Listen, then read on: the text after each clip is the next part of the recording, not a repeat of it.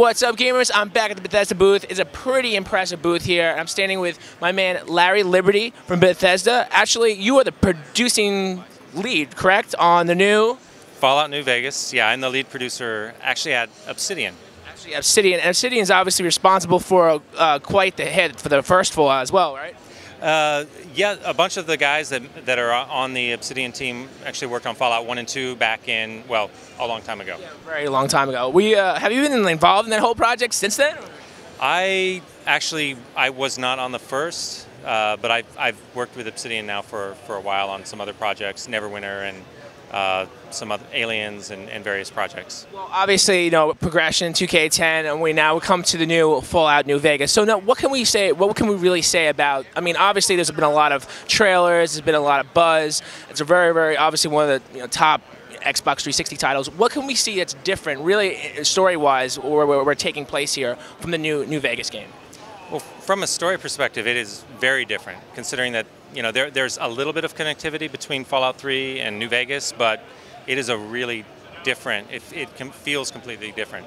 I mean, you just go outside and you see the Mojave Wasteland, and you see desert, and you see blue sky, and it is a very different place.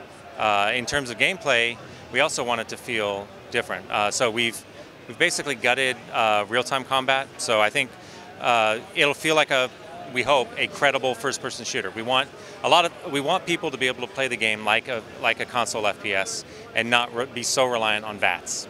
That was one of our goals. Now, I've noticed, obviously, we've here at Bethesda we've seen Rage, and we've seen a little connection here and there. I mean, is there any connection? Is there any like little Easter eggs that would happen to be in Vegas for Rage? Actually, no. Even though there are some similarities, but it's a totally different game, of course. But yeah, different game world. But no.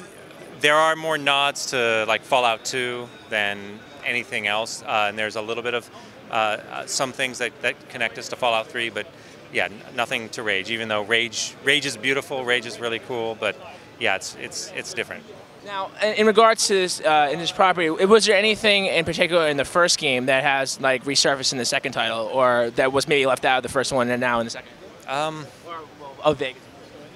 Oh, aside from Vegas, we've brought back some creatures from Fallout 2, and as far as the actual connection, of course, there's the big factions, New California Republic, and we basically pick up the storyline of Fallout 1 and 2 about 40 years after the fact. So, but you see new NCR, New California Republic, grow from this small little community into what could be a new nation state. They're actually in Nevada now, and they're growing. Now, in regards to, I mean, because this game is it's a very like in-depth title with lots of interactivity, massive hours of gameplay.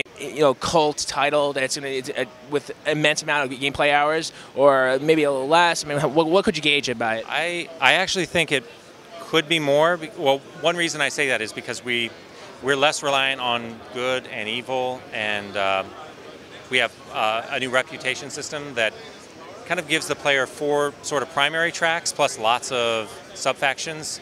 So there's kind of 4 main ways to end the game this time around. So there's certainly a lot of replayability. The core game itself, though, I'd say is about the same size, but we've got more, kind of more ways to play it. Now, what in regards to about online components? There is no online. There's no multiplayer. Yeah, of course, but I mean, today you never know. Something maybe you'll have an interaction or something like another character online. I mean, it's certainly an interesting idea, but it's something we wanted to focus on on a single-player story, and really let the player kind of craft the world, almost just impact the world, and that's what I think that's what we do well.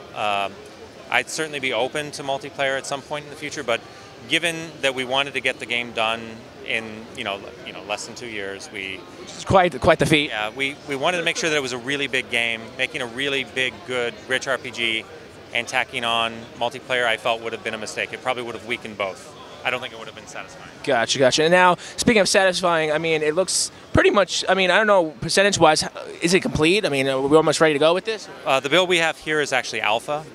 We are approaching beta 1, so it's close, and now we're just focused on fixing bugs, polishing, making sure that it's as solid as possible. Making it the best possible Fallout it can ever be. Absolutely. Very Cool, very cool. All right, thank you so much, Larry. We really appreciate your time. It's been great. I'm definitely looking out to Fallout New Vegas. And when can we expect this? October 19th.